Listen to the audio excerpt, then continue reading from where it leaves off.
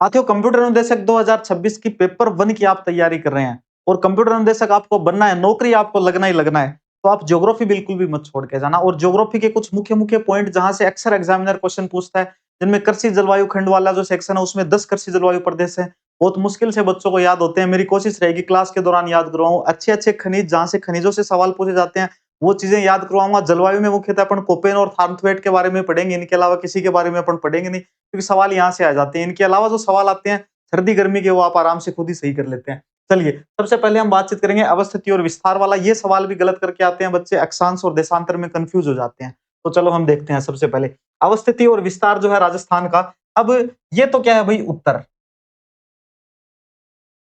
ये है दक्षिण। अब ऐसे मत बोलना, ये तो गुरुजी हमें पता ही है, हाँ, ये तो आपको पता ही है भाई, ठीक है। ये है पश्चिम और ये है पूर्व। चलो, अब सबसे पहले हम क्या देखेंगे, राजस्थान का देशांतरीय विस्तार। देखो, राजस्थान का देशांतरीय विस्तार क्या होगा। देशांतरीय विस्तार कहां से कहां तक होगा भाई, 69-30 से लेके और 78-17 तक पूर्वी देशांतर, ठीक है। कहां से कहां तक होगा, 69-30 पूर्वी देशांतर से लेके कहां तक, 78-17 तक, 78-17 तक पूर्वी देशांतर। तो ये देशांतर आप अच्छे से याद रख लेना। क्लियर है सभी को, ये देशांतर आप याद रखना। फिर देखो अक्षांश, अच्छा ये वाला कलर दिख नहीं रहा होगा, चलो अक्षांश देखते हैं। ये है 23-3 से 30-12, ठीक है। अक्षांश उत्तर में है, उत्तरी अक्षांश 23-3 से। अब उत्तरी में क्यों है, पूर्वी में क्यों है, ये मैं आपको समझाता हूं, फिर आप कभी कंफ्यूज नहीं होगे कि देशांतर पूर्वी क्यों है और अक्षांश उत्तरी क्यों है। अभी बताता हूं। देखो, अक्षांश कहां से भाई, 23-3 से, 23-3 से 30-12, 23-3 से है 30-12 उत्तरी अक्षांश, ये तो हो गया अक्षांश। अब उत्तर से दक्षिण जो पॉइंट है, डिस्टेंस वगैरह है, वो सब भी अपन याद करेंगे। सबसे पहले मैं आपको थोड़ा सा ये क्लियर करवा देता हूं कि भाई अपन पूर्व और उत्तर में क्यों पढ़ते हैं। देखो इधर देखो, ये क्या है, ग्लोब है, ठीक। ये इक्वेटर है, भूमध्य रेखा जिसको आप बोलते हैं, ठीक। ग्लोब है, ये इक्वेटर है। अब हमारा भारत कहाँ है पूरे ग्लोब पे, आपको पता हो, कोई आइडिया लगा तो। देखो इसको काट दो, इसको 4 टुकड़ों में काट दो, ये लो, ठीक है। ये इसको मैंने 4 टुकड़ों में काट दिया। अब हमारा भारत कहाँ पे है, यहाँ पर है हमारा भारत, इधर। तो इधर है हमारा भारत, तो ये दिशा कौन सी होगी भाई, देखो इधर तो ये क्या है, उत्तर, इधर क्या है, दक्षिण, इधर क्या है, पूर्व, और ये इधर क्या है भाई, पश्चिम। अब हमारा भारत कौन सी दिशा में है, उत्तर में है और पूर्व के अंदर है, उत्तर में है और पूर्व के अंदर है। अब अपन बातचीत करते हैं कि इनकी अक्षांश रेखाओं की। अक्षांश रेखाएं ये होती हैं, ये अक्षांश रेखाएं हैं। तो इधर से ऊपर की तरफ क्या है, उत्तर, देशांतर रेखाएं ऐसी होती हैं, है ना। तो इधर से इधर क्या है भाई, पूर्व। समझ रहे हो मेरी बात, तो देशांतर पूर्व होंगी और अक्षांश कौन सी होंगी, उत्तर होंगी, क्योंकि हमारे भारत की स्थिति इधर ही है और हमारे भारत में क्या है, राजस्थान है। अब क्लियर है, अब इसमें कभी कंफ्यूज मत होना। चलो, अब अपन देखते हैं दूरी। अब दूरी देखते हैं अपन। देखो भाई, उत्तर से दक्षिण की जो डिस्टेंस है, उत्तर से और दक्षिण की जो डिस्टेंस है, यह कितनी है राजस्थान की, टोटल 826 किलोमीटर। इससे ज्यादा कौन सी है, पूर्व से पश्चिम वाली, 869 किलोमीटर, ठीक है। ये तो कितनी है भाई, 826 किलोमीटर है, कितनी है, 826। लेकिन अगर हम बातचीत करें पश्चिम और पूर्व की, पूर्व की बातचीत करें तो ये कितनी हो जाएगी, 869 किलोमीटर। कितनी होगी भाई, 869 किलोमीटर। तो एक आपको ये डिस्टेंस याद रखनी है, एक आपको लास्ट पॉइंट्स याद रखने हैं। जैसे उत्तर में देखें तो कोणागांव, श्रीगंगानगर, पश्चिम में देखें तो कटरा गांव, सम तहसील के अंदर जैसलमेर, सम जहां पर आप जाते हो घूमने के लिए। फिर अब बोरकुंड, कुशलगढ़ तहसील, बांसवाड़ा के अंदर। और इधर भाई पूर्व में देखें तो सिलाना, राजखेड़ा गांव, धौलपुर के अंदर। सिलाना, धौलपुर, सिलाना, धौलपुर, ठीक है। ये आपको अच्छे से याद होना चाहिए। ये आपको राजस्थान की अवस्थिति और विस्तार इतना है, इसको आप अच्छे से याद कर लेना। ये 3-4 बार आप, ये जो मैप है ना, इसको 3-4 बार देख लेना। आप बोलोगे नहीं, इसको 3-4 बार आप अच्छे से देख लेना, ठीक है। क्लियर है सभी को। अब याद रखोगे उत्तरी अक्षांशी क्यों होता है, उत्तरी अक्षांशी क्यों होता है। याद रखोगे पूर्वी देशांतरी क्यों होता है, पूर्वी देशांतरी क्यों होता है। अगर स्थिति ऐसी होती ग्लोब के ऊपर हमारी, इधर देखो, अगर इस ग्लोब पर हमारी स्थिति कहीं ऐसी होती तब भाई एक देशांतर जो हम एक अक्षांश जो होता है उसको तो अपन उत्तरी बोलते हैं और एक अक्षांश को क्या बोलते हैं, दक्षिणी बोलते हैं। ये ध्यान में आपको। चलो, अब उत्तरी क्यों बोलते हैं, क्योंकि भूमध्य रेखा को अपन काटते ही नहीं है, भूमध्य रेखा के ऊपर ऊपर ही है। ये हो गया दक्षिण। चलो नेक्स्ट देखते हैं, अगला देखें अपन। अगला अब बालू का स्तूप, जहां से बहुत सारे प्रश्न पूछता है एग्जामिनर और सवाल हमारे गलत हो जाया करते हैं, लेकिन अब गलत नहीं होंगे। बरखान अर्धचंद्राकार बालू का स्तूप होते हैं। ये राजस्थान में सबसे अधिक है और सबसे खतरनाक गतिशील बालू का स्तूप है। सबसे खतरनाक क्यों है, क्योंकि ये गति करते रहते हैं। गति करते हैं तो मरुस्थलीकरण को क्या मिलेगा, बढ़ावा मिलेगा। बालू का स्तूप गति करने वाले। फिर है चूरू, सीकर और जोधपुर में ये सबसे अधिक मिलते हैं। कहां कहां पर, चूरू, सीकर और जोधपुर में बरखान। फिर है अनुदैर्ध्य, ये पवनोमर्तिया सीफ होते हैं। ये पवन की दिशा के समानांतर चलते हैं, जिस दिशा में पवन है उसी दिशा में, पवन की दिशा में ये समांतर चलते रहते हैं। जैसलमेर, जोधपुर, बाड़मेर में ज्यादा पाए जाते हैं और इनकी वजह से भी मरुस्थलीकरण को क्या मिलता है, बढ़ावा। फिर देखिए अगर अपन अनुप्रस्थ बालू का स्तूप, ये हवा की दिशा के समकोण आडे बनते हैं। बीकानेर, गंगानगर और हनुमानगढ़ इसके प्रमुख क्षेत्र हैं। पैराबोलिक स्तूप देखें तो महिलाओं की जो हेयर पिन होती है, हेयर पिन जैसे बने हुए होते हैं। अधिक क्षेत्रफल पर, सबसे ज्यादा क्षेत्रफल पर पैराबोलिक फैले हैं।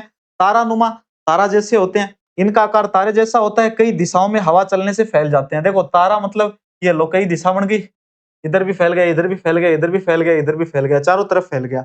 ये कहां कहां पर है, जैसलमेर में मोहनगढ़ और गंगानगर में सूरतगढ़ के अंदर मिलते हैं तारा बालू का स्तूप। फिर है नेटवर्क बालू का स्तूप, ये आपस में जुड़े हुए मधुमक्खी के छत्ते या जाली जैसी आकृति के होते हैं। आप बरखान, अनुदैर्ध्य, अनुप्रस्थ इनको याद रखना। पैराबोलिक, तारा बालू का स्तूप, नेटवर्क बालू का स्तूप। तो ये बालू का स्तूप है, कौन सी जगह पर मिलते हैं। और अनुदैर्ध्य जो है ये हवा की दिशा के समानांतर बनते हैं। अनुप्रस्थ हवा की दिशा के समकोण पर मिलते हैं, आड़े बनते हैं। तो ये दोनों आप याद रखना। अनुदैर्ध्य जो है ये तो हवा की दिशा के समानांतर बनते हैं। अनुप्रस्थ जो है काटते हैं, ठीक है, ये काटते हैं, बिल्कुल ये समकोण पर काटते हैं, ये आड़े बनते हैं हवा की दिशा के। अगला हम थोड़ा जलवायु में देखते हैं, और जलवायु में कोपेन का जो जलवायु वर्गीकरण है, तो सबसे पहले हम याद रखेंगे राजस्थान की जलवायु का वर्गीकरण जो कोपेन ने किया है, किस आधार पर किया है। तो कोपेन का इसके लिए आधार क्या है भाई, वनस्पति। आधार क्या है, वनस्पति है, वेजिटेशन है। आधार क्या है भाई, वनस्पति है, वेजिटेशन। क्लियर है सभी को अच्छे से, वेजिटेशन इसका आधार है। अब कोपेन ने 4 भागों में बांटा है। कोपेन ने कितने भागों में, 4 भागों के अंदर। देखो सबसे पहले देखते हैं, पर सबसे पहला PWHW। PWHW के बाद में दूसरे नंबर पर आपका कौन सा है, ये रहा BSHW। तीसरे नंबर पे आपका कौन सा है, CWG।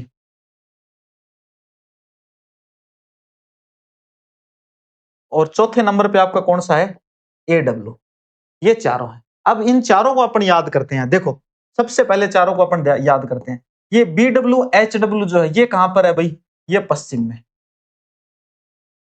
इसकी विशेषता देखें तो ये उष्ण कटिबंधीय शुष्क जलवायु रखता है। तो भाई राजस्थान के पश्चिम में जलवायु कैसी है, शुष्क की तो जलवायु है। और राजस्थान के अगर अपन दक्षिण की तरफ जाएं या दक्षिण पूर्व की तरफ जाएं अगर अपन राजस्थान के, तो वहां पर अति आर्द्र जलवायु हमें देखने को मिलती है।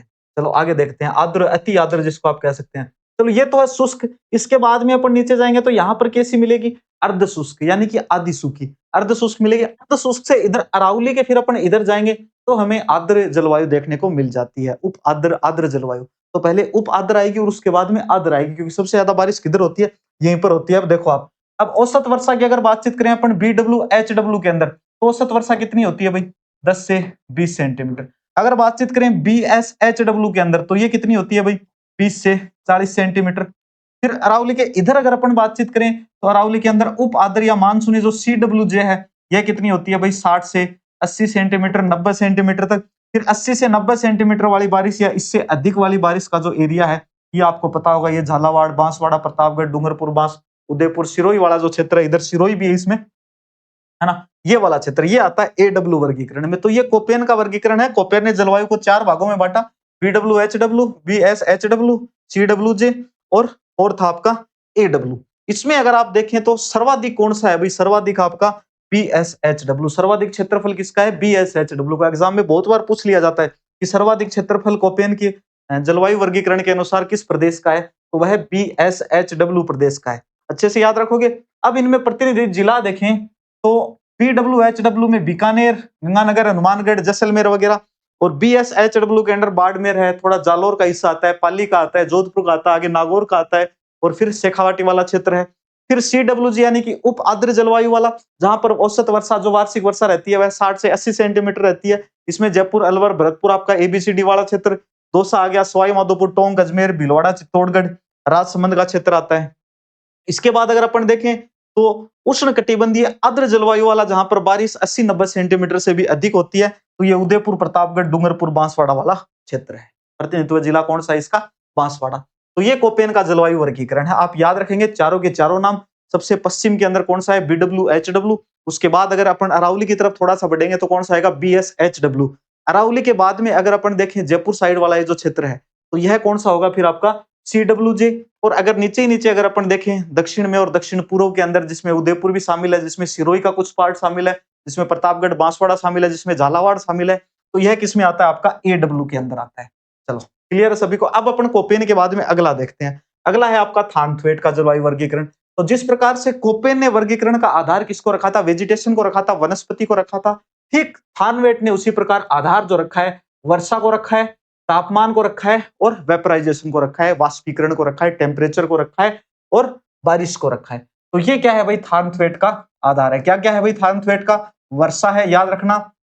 वर्षा के अलावा टेम्परेचर है और इसके अलावा वाष्पीकरण, आपका वेपोराइजेशन है। तो ये तीनों एक अच्छे से आपको याद करने ही करने हैं। इसके बाद आगे देखो, आगे है इसमें थानथवेट का जो जलवायु वर्गीकरण, थानथवेट ने भी भाई 4 भागों में बांटा। अब 4 भागों में कैसे कैसे? सबसे पहले आप देखो इधर जैसलमेर वाला, ये जो क्षेत्र है थानथवेट का,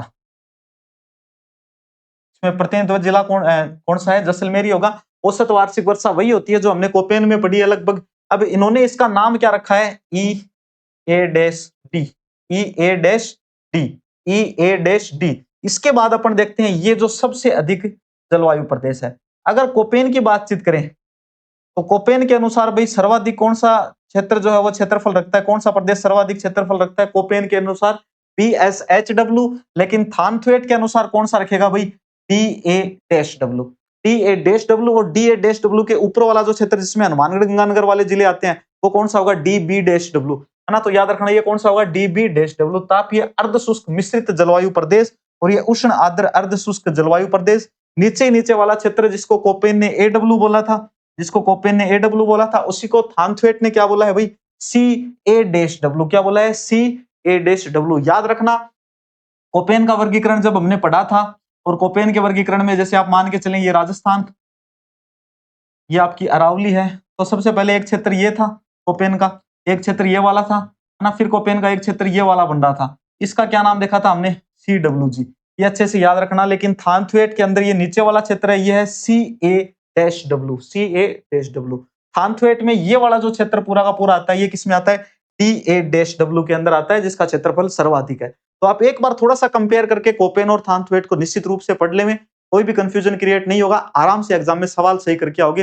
ये A-W, B-W वगैरह है, ये बहुत ईजी है। बस जरूरत ये है कि आप इनको एक बार थोड़ा सा मन लगा के पढ़ें। आप इनको ऐसे कंपेयर करके पढ़ें कि भाई ये वाला क्षेत्र है, इसका नाम कोपेन ने क्या रखा था, इधर वाला जो क्षेत्र है उसका कोपेन ने क्या नाम रखा था, है ना। ऐसे याद रखें। हालांकि थानथवेट और कोपेन का जो वर्गीकरण है, इन दोनों में बहुत ज्यादा डिफरेंस भी है। वो इस वजह से है क्योंकि थानथवेट ने आधार अपना वर्षा, तापमान और वाष्पीकरण को माना था, बट जो कोपेन है इन्होंने किसको माना था? वेजिटेशन, सिर्फ और सिर्फ वनस्पति को इन्होंने अपना आधार माना था। इसी प्रकार से अगर आप देखें तो दोनों के वर्गीकरण में भी डिफरेंस है। ये अलग एरिया है, फिर कोपेन का इस तरह से था, फिर अरावली के बाद वाला क्षेत्र कोपेन का ऐसे था, और इनका कैसे आ रहा है? पूरा का पूरा ऐसे क्षेत्र आ रहा है। तो आप याद रखेंगे। चलो अब अपन जलवायु वर्गीकरण के बाद में अगला टॉपिक देखते हैं, जिसको प्रमुख नदियां हम देखेंगे। प्रमुख नदियों में जैसे चंबल का सवाल आ जाता है कि चंबल का उद्गम जानापाऊ की पहाड़ियां मध्य प्रदेश से होता है। उपनाम क्या है चंबल का? कामधेनु नित्यवाही चंबल का उपनाम है। राजस्थान में प्रवेश चंबल नदी कहां से करती है? 84गढ़ चित्तौड़ से करती है। च से चंबल, च से चित्तौड़, च से चित्तौड़, च से चित्रांगद मौर्य। चित्रांगद मौर्य कौन? जिन्होंने चित्तौड़गढ़ दुर्ग का क्या करवाया था? निर्माण करवाया था। अच्छे से याद रखोगे। तो चंबल कहां से प्रवेश करेगी? 84गढ़ चित्तौड़ से। चंबल पर 4 बांध हैं, वो याद रखेंगे। गांधी सागर मध्य प्रदेश में, राणा प्रताप सागर चित्तौड़गढ़ में, जवाहर सागर कोटा के अंदर और कोटा बैराज। ये चारों बांध आपको अच्छे से याद करने हैं। फिर अपन बनास देखेंगे। बनास का उद्गम होता है खमनोर की पहाड़ियां राजसमंद से। उपनाम है इसका वन की आशा, वर्णासा, वर्णासा भी बोलते हैं इसको, वर्णासा, वन की आशा। फिर पूर्णतः राजस्थान में बहने वाली सबसे लंबी नदी का सवाल आ जाए तो कौन सी होगी? बनास। पूर्णतः जो राजस्थान में बहती है ऐसी सबसे लंबी नदी कौन सी है? बनास। बनास नदी एक त्रिवेणी संगम भी बनाती है। बिगोद भीलवाड़ा के अंदर कौन कौन सी तीन नदियां मिलकर बनाती हैं भाई? एक तो बनास है, एक बेड़च है और एक मैनाल है। इन तीनों नदियों का नाम आप याद रखोगे। कौन कौन सी भाई? एक जैसे ये होगी बनास, एक ये आपके बेड़च हो गई, एक ये आपके मैनाल होगी। तीनों नदियां जहां मिलेंगी ये क्या बन गया? त्रिवेणी संगम। अब ये त्रिवेणी संगम बन कहां पे रहा है? उस जगह का क्या नाम है? बिगोद भीलवाड़ा में। बिगोद भीलवाड़ा के अंदर, ये अच्छे से याद रखना, त्रिवेणी संगम में। फिर लूणी नदी की बातचीत करें, निकलती कहां से है? अजमेर नागपाड़ी से। अजमेर की नागपाड़ी से निकलती है। लूणी का दूसरा नाम लवणमती। और बालोतरा बाड़मेर तक तो इसका जल मीठा होता है, लेकिन बाड़मेर बालोतरा से निकलती ये क्या हो जाती है? खारी हो जाती है। इसलिए लूणी नदी को आधी मीठी और आधी खारी नदी भी कहा जाता है। आधी मीठी और आधी खारी। और खारी इसकी सहायक नदी भी है लूणी की। आगे देखिए माही नदी। माही उद्गम कहां से है? अमझोरा मध्य प्रदेश से। काठल की गंगा बोलते हैं इसको, और आदिवासियों की गंगा भी कहा जाता है। कर्क रेखा को 2 बार काटने वाली नदी कौन सी है? माही है। कौन सी है? माही है।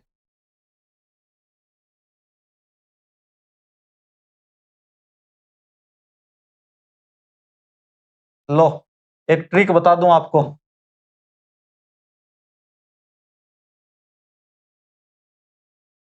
एक ट्रिक बता दूं। कर्क रेखा, भूमध्य रेखा और मकर रेखा को कौन कौन सी नदियां 2-2 बार काटती हैं?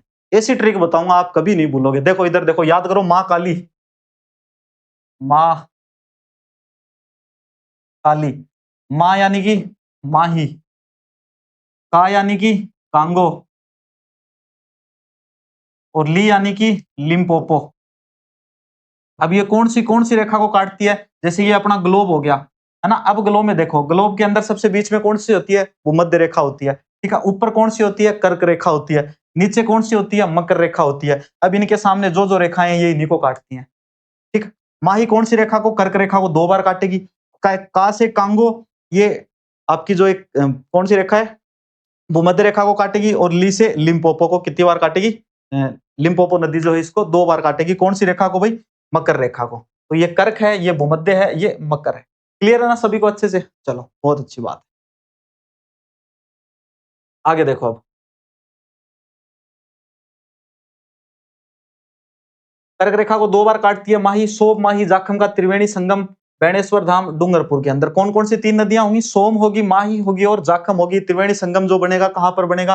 बेणेश्वर धाम डूंगरपुर के अंदर। अब कांतली नदी देखें तो आंतरिक प्रवाह की नदी है कांतली नदी। उद्गम इसका खंडेला की पहाड़ियों सीकर से होता है। कांतली नदी का जो बहाव क्षेत्र होता है उसको तोरावाटी के नाम से जाना जाता है। किस नाम से जाना जाता है? तोरावाटी के नाम से जाना जाता है। अगला पॉइंट देखो, अगला है कुछ प्रमुख झीलें, जैसे सांबर झील जयपुर के अंदर। भारत की सबसे बड़ी अंतर्देशीय खारे पानी की झील है। देश के कुल नमक उत्पादन का लगभग 8.7% उत्पादन जो है सांबर झील करती है। रामसर साइट में सांबर झील को शामिल किया गया 1990 के अंदर। वर्तमान में अगर बातचीत करें तो पूरे भारत में वर्तमान में रामसर साइट कितनी है? तो भारत में 101 रामसर साइट हो चुकी है। राजस्थान के अंदर अगर रामसर साइट का सवाल आ जाए तो अब कितनी रामसर साइट हो चुकी है? 5 रामसर साइट हो चुकी है। कमेंट सेक्शन में आप मुझे पांचों रामसर साइट के नाम जरूर बताओगे। आगे देखो, पिछोला झील उदयपुर के अंदर है। राणा लाखा के काल में एक बंजारे के द्वारा इसका निर्माण किया गया था।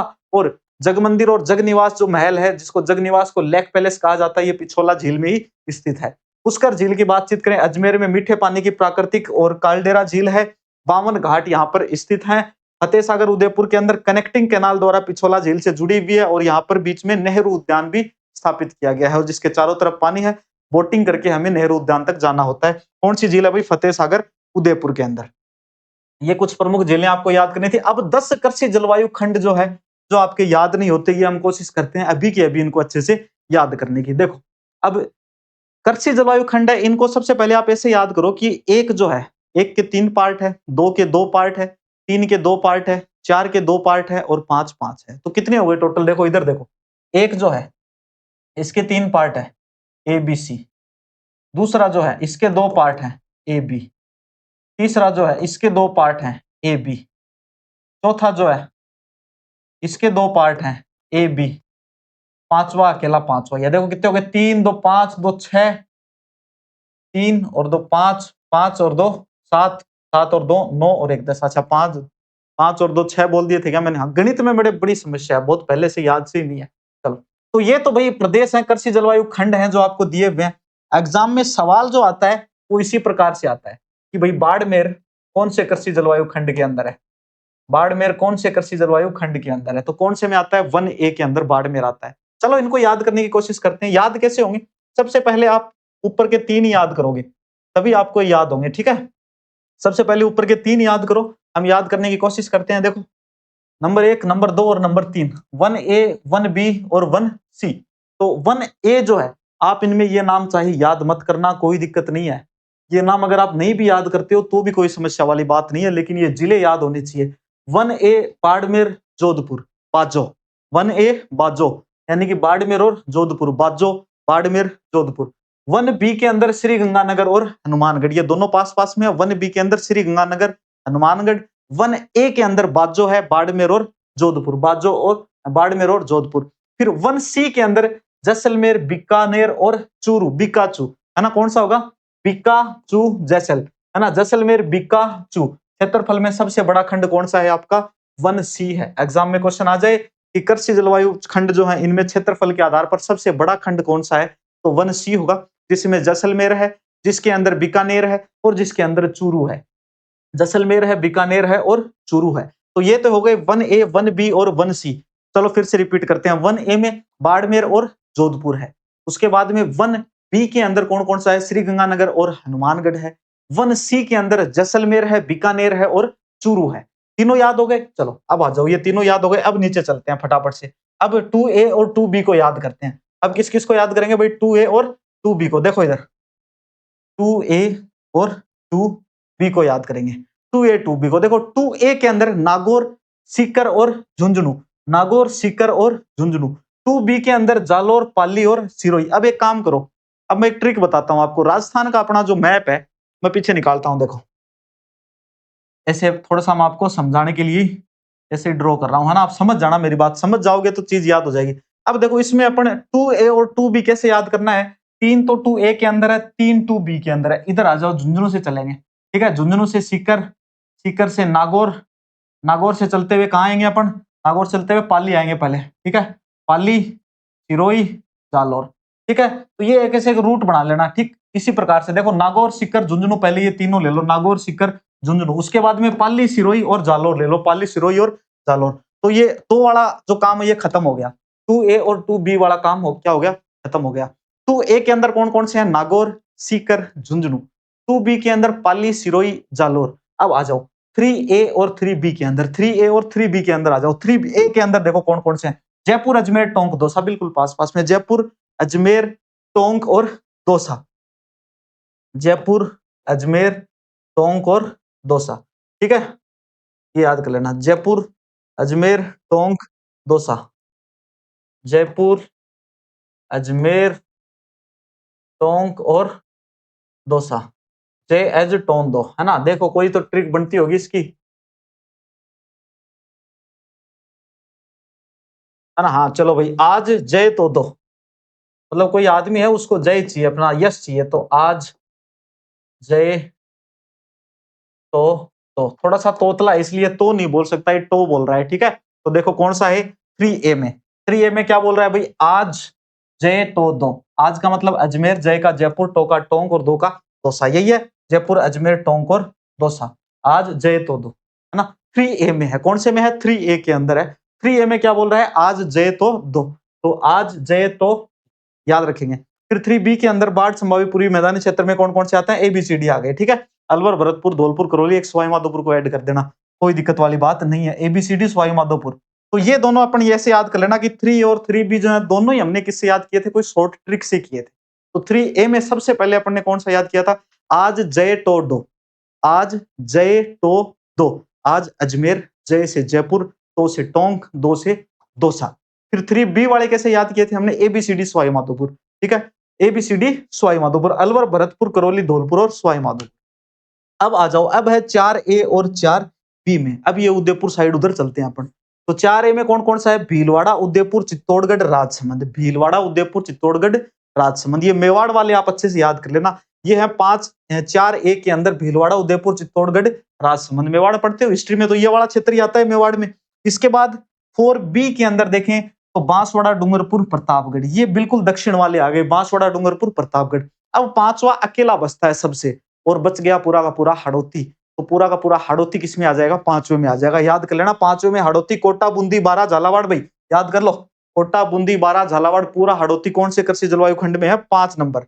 टोटल कितने हैं, 10 कृषि जलवायु खंड है, इनको ऐसे विभाजित किया गया है। हमने याद करने की पूरी कोशिश की है। आपको अच्छा लगा हो, आपको याद हुआ हो, तो आप क्लास को अपने दोस्तों के साथ भी जरूर शेयर करें ताकि फायदा उनको भी मिल सके। अब 20वीं पशुगणना के जो आंकड़े हैं जिसमें एग्जाम पूछे जाएंगे, सबसे लेटेस्ट आंकड़े हैं, तो ये आंकड़े अपन एक बार देख लेते हैं। सबसे लेटेस्ट इनमें कुल पशुधन की बातचीत करें तो कुल पशुधन कितना है हमारे यहाँ पर, 568 लाख। देश का 10.60% यहाँ पर राजस्थान में पशुधन है। देश में राजस्थान पशुधन के मामले पर दूसरे नंबर पे है, पहले नंबर पर उत्तर प्रदेश है। फिर पशुगणना के अनुसार घटता क्रम देखें तो भाई बकरी घट रही है, गाय, फिर भैंस, फिर भेड़ और फिर ऊंट है। पशु घनत्व वाला बहुत इंपॉर्टेंट है, 166 पशु प्रति वर्ग किलोमीटर है। कितने पशु, 166 पशु प्रति वर्ग किलोमीटर है। ये क्या है, हमारा पशु घनत्व है। सर्वाधिक पशु घनत्व देखें तो कहां पर है, डूंगरपुर के अंदर। न्यूनतम पशु घनत्व देखें तो कहां पर है, जैसलमेर के अंदर। अरे सर्वाधिक पशु घनत्व कड़े है डूंगरपुर के अंदर है, और सबसे कम कड़ा है पशु घनत्व जैसलमेर। क्योंकि पशु घनत्व क्या है कि 1 किलोमीटर के अंदर कितना पशु है। तो जैसलमेर तो लंबो चौड़ो फैलेडो है, 1 किलोमीटर में जरूरी कोनी कि 5 ही मिला, अपन 1 ही दिख सके, 0 ही दिख सके। तो सबसे कम पशु घनत्व की को गो जैसलमेर को गो, सबसे ज्यादा पशु घनत्व की को गो डूंगरपुर को गो। अब सर्वाधिक डांगर की जय है बाड़मेर के अंदर है, और सबसे कम डांगर कड़ा है धौलपुर के अंदर है ना। डांगर क्या है भाई, कई देसी भाषा का वहीं आप पशुआन के क्या करा, डांगर क्या करा, पशु क्या करा। तो सर्वाधिक पशु कड़ा है बाड़मेर में और सबसे कम धौलपुर के अंदर। अब सर्वाधिक पशु संपदा की बात करा तो कड़ा है बाड़मेर में और न्यूनतम धौलपुर में। पशु संख्या पशु संपदा दोनों एक ही है, ठीक है, सेम याद रखना, बाड़मेर धौलपुर। सर्वाधिक वर्दी वाला पशु, सबसे अधिक वर्दी की है संख्या के अंदर, प्रतिशत के अंदर, ये भी याद रखेंगे। तो सर्वाधिक वर्दी वाला पशु भैंस, संख्या और प्रतिशत दोनों के आधार पर। संख्या के आधार पर सर्वाधिक वर्दी वाला पशु भैंस है, प्रतिशत के आधार पर सर्वाधिक वर्दी वाला पशु भी कौन सा है, भैंस है। लेकिन संख्या के आधार पर सर्वाधिक कमी वाला पशु कौन सा है, भेड़ है। प्रतिशत के आधार पर सर्वाधिक कमी वाला पशु कौन सा है, गधा है। ये आप अच्छे से याद कर लेना भाई। अगर दोनों की दृष्टि से देखें, प्रतिशत और संख्या की दृष्टि से, सर्वाधिक वर्दी वाला पशु तो क्या है, भैंस है। और अगर संख्या की दृष्टि से देखें सर्वाधिक कमी वाला पशु, तो वो तो कौन सा है, भेड़ है। और प्रतिशत की दृष्टि से सर्वाधिक कमी वाला पशु कौन सा, गधा है। एक दो बार पढ़ोगे याद हो जाएगा। ऊन उत्पादन में हमारा स्थान पहला है, दूध उत्पादन में हमारा स्थान कौन सा, दूसरा है। ऊन उत्पादन में पूरे देश में पहला स्थान है राजस्थान का, और दूध उत्पादन में राजस्थान का दूसरा स्थान है। ये अच्छे से क्लियर हो गया। एक दो बार 20वीं पशुगणना जो है इसको अच्छे से याद कर लेना, रट लेना। अब जनगणना आ जाओ। अब देखो, वैसे पूरी जनगणना पढ़े तो शायद 1 घंटा, तो मैं कम ही बता रहा हूँ, इससे ज्यादा ही समय लगेगा। लेकिन जनगणना में लिंगानुपात साक्षरता से अक्सर क्वेश्चन पूछ लिए जाते हैं, और यहाँ से क्वेश्चन अगर पुटअप हो गया, मजे आ जाएंगे, कोई दिक्कत वाली बात नहीं है। जनगणना 2011, कुल जनसंख्या कितनी है भाई, 6.85 करोड़। लिंगानुपात देखें तो राज्य का औसत कितना है, 928 है। लिंगानुपात कितना है राज्य का, 928। इसमें सर्वाधिक लिंगानुपात वाले जिले कौन कौन से हैं, डूंगरपुर है, उसके बाद राजसमंद है, उसके बाद कौन सा है, पाली है। न्यूनतम लिंगानुपात वाले जिले कौन से हैं, धौलपुर है, जैसलमेर है और करौली है। ये तीनों ही याद करने पड़ेंगे। आप ऐसे पूछोगे सर ये एक ही याद कर लेते हैं, इधर डूंगरपुर कर लेते हैं, इधर धौलपुर कर लेते हैं, हमारा काम चल जाएगा ना, ना नहीं चलेगा। आजकल पूछ रहे हैं इसीलिए मैंने ये दोनों भी लिखे हैं, नहीं तो लिखने की आवश्यकता ही क्या थी। आगे देखो, अब ग्रामीण लिंगानुपात देखते हैं। ग्रामीण लिंगानुपात कितना है राजस्थान का, 933 है। शहरी लिंगानुपात कितना है भाई, 914 है। मतलब गांव वाले लोग ज्यादा होशियार हैं। बहुत बढ़िया भाई, बहुत शानदार। लिंगानुपात को कम से कम अच्छा तो मेंटेन तो कर रखा है। और एक और चीज देखें तो ग्रामीण लिंगानुपात राज्य के औसत लिंगानुपात से भी क्या है, अधिक है। औसत लिंगानुपात जो राज्य का है 928, और ग्रामीण लिंगानुपात कितना है, 933। तो ये बहुत अच्छी, बहुत शानदार, गर्व की बात है। तो गांव में जितने भी गांव में जितने भी लोग रह रहे हैं भाई, बहुत बढ़िया, आपने बहुत शानदार काम किया। इसके बाद आगे अपन देखें साक्षरता, लिटरेसी, शिक्षा के बारे में देखें तो राज्य का औसत कितना है, 66.1%। इसमें पुरुष कितने साक्षर हैं, 79.2%। महिलाएं कितनी है, 52.1%। अब सर्वाधिक साक्षरता वाले जिले देखें तो सबसे ज्यादा कोटा की साक्षरता है, फिर जयपुर की साक्षरता है, फिर झुंझुनू की साक्षरता है। सबसे कम साक्षरता देखें तो सबसे कम है जालोर, जालोर के बाद सिरोही, सिरोही के बाद इसकी है भाई प्रतापगढ़ की न्यूनतम साक्षरता। अब महिला साक्षरता देखें तो सर्वाधिक किसमें है, कोटा के अंदर कितनी, 65.9%। महिला साक्षरता सबसे कम कहां पर है, जालोर के अंदर है। यह फैक्ट और आपको अच्छे से याद। चलिए अब हम इसके बाद में आगे देखते हैं। आगे क्या है भाई, खनिज संसाधन। ये कंप्लीट होते ही क्या है, अपनी ज्योग्राफी जो है कंप्लीट हो जाएगी। एक दो बार आप क्लास को और अच्छे से देख लेना ताकि चीजें और शानदार याद हो जाए। राजस्थान में देखो भाई एकाधिकार वाले जो खनिज हैं वो कौन कौन से हैं? सीसा, जस्ता, जिप्सम, ओलेस्टोनाइट, कैल्साइट, ये कौन से हैं? एकाधिकार वाले खनिज हैं। इसके बाद अपन आगे देखें अगर, तो जस्ता, जिंक, ये कहां पर है? जावर उदयपुर में मिलता है, रामपुरा अगुचा भीलवाड़ा के अंदर, राजपुरा दरीबा राजसमंद के अंदर। सीसा देखें तो ये भी लगभग सेम ही है, जावर राजपुरा दरीबा जो है आपका राजसमंद के अंदर, ये याद रख लेना। सीसा जस्ता लगभग दोनों सेम सेम है। फिर चांदी देखें तो रामपुरा अगुचा, चांदी रामपुरा अंगुचा और जावर उदयपुर और राजपुरा दरीबा राजसमंद, ये सीसा जस्ता और चांदी तीनों लगभग एक जैसे हैं। तो ये तीन तीन नाम याद कर लोगे ना तो इन तीनों से सवाल गलत नहीं होगा आपका। आगे आ जाओ तांबे में, तांबा, खेतड़ी, झुंझुनू, कोहिलान, चांदमारी, झुंझुनू और बनवास, ये कहां पे? सीकर के अंदर। तो झुंझुनू और सीकर में क्या भाई? तांबा। खास करके झुंझुनू में देखें, चांदमारी, कोहिलान और खेतड़ी के अंदर। अब रॉक फास्फेट आ जाओ, जामर कोटड़ा सबसे ज्यादा पूछा जाता है, याद भी होगा आपको, जामर कोटड़ा उदयपुर में, मटून, कानपुरा, ये कहां पर? उदयपुर के अंदर। क्या पाया जाता है? Rock phosphate. अब टंगस्टन आ जाओ, डेगाना, टंगस्टन, डेगाना, बहुत बार सवाल पूछते हैं, टंगस्टन कहां पे? डेगाना, याद रखना, टंगस्टन, डेगाना, नागौर और बलदा सिरोही। उसके बाद में संगमरमर देखें, मार्बल, मकराना, नागौर का संगमरमर बहुत फेमस है, राजसमंद का, राजनगर का, सॉरी राजसमंद का बहुत फेमस है, और किशनगढ़ का संगमरमर बहुत पसंद है। तो संगमरमर वाला तो आपको याद करने की आवश्यकता नहीं। ग्रेनाइट से जालोर आपको पता है, ग्रेनाइट से जालोर, जसवंतपुरा, साइला, जालोर और सिरोही क्षेत्र। ग्रेनाइट से जालोर याद रखना, और अगर आप टंगस्टन एग्जाम में क्वेश्चन आ जाए तो नागौर और सिरोही याद रखना। आगे देखो, आगे जिप्सम कोलायत के अंदर, लूणकरणसर के अंदर, नागौर के क्षेत्र में और थोड़ा बहुत पोखरण जैसलमेर के अंदर। अब लिग्नाइट भी आपको बहुत बढ़िया तरीके से याद करना है। लिग्नाइट इसलिए याद करना है, कपूरडी बाड़मेर, गिरल बाड़मेर, पलाना बीकानेर और बरसिंहसर बीकानेर। दो बाड़मेर के याद रखो और दो बीकानेर के याद रखो लिग्नाइट से। दो बाड़मेर के याद रखो और दो बीकानेर के याद रखो। बाड़मेर के दो कौन कौन से? कपूरडी और गिरल। या बीकानेर के कौन से याद रखने हैं? पलाना और बरसिंहसर। किसमें? लिग्नाइट के अंदर। चूना पत्थर लाइमस्टोन में निम्बाहेड़ा चित्तौड़गढ़, लाखेरी बूंदी और गोटन नागौर। बलुआ पत्थर देखें अगर, सैंडस्टोन, इसमें जोधपुर है, धौलपुर है, जैसलमेर है और करौली। तो दो ऐसे याद रखें, देखो, जोधपुर जैसलमेर, धौलपुर करौली, जोधपुर जैसलमेर, धौलपुर करौली। किसमें है भाई? बलुआ पत्थर के अंदर। माइका में देखें तो भीलवाड़ा है, अजमेर है, टोंक है। फेल्सपार में अजमेर, भीलवाड़ा और जयपुर। फेल्सपार में अजमेर, भीलवाड़ा और जयपुर। कैल्साइट में देखें तो सिरोही और उदयपुर। फ्लोराइट के अंदर कड़िया डूंगरपुर के अंदर और मांडो की पाल डूंगरपुर के अंदर। अच्छे से याद कर लेना, बहुत बार सवाल आया हुआ है मांडो की पाल डूंगरपुर वाला। फ्लोराइट, मांडो की पाल डूंगरपुर वाला बहुत बार सवाल आया हुआ है, मांडो की पाल डूंगरपुर वाला फ्लोराइट। फिर बेराइट देखो, जगत उदयपुर और सहाड़ा भीलवाड़ा। बस ये इतनी थी आपकी क्या भाई? राजस्थान ज्योग्राफी। तो है तो इसके अलावा भी बहुत बड़ी राजस्थान ज्योग्राफी है, लेकिन वो टॉपिक्स हैं जो आपके एग्जाम में एग्जामिनर आपसे सवाल पूछ सकता है। आप यहाँ से सवाल गलत करके आ सकते हैं। हम नहीं चाहते कि आपका कोई सवाल गलत हो। तो एक शॉर्ट एंड स्वीट जो क्लास, एक अच्छी क्लास जो अरेंज हो सकती है, उसके लिए हमने हमारा 100% दिया। अब आप इस क्लास को कितनी बार देखते हो, कितनी चीजें याद रखते हो, तो मैं आशा करता हूं आप भी एग्जाम में 100% देंगे, और जो खुशखबरी होगी वो खुशखबरी भी आप हम तक जरूर पहुंचाएंगे। मिलते हैं हमारी नेक्स्ट किसी अगली सी प्यारी सी शानदार सी क्लास में, तब तक के लिए मुझे आज्ञा दें। Thank you very much.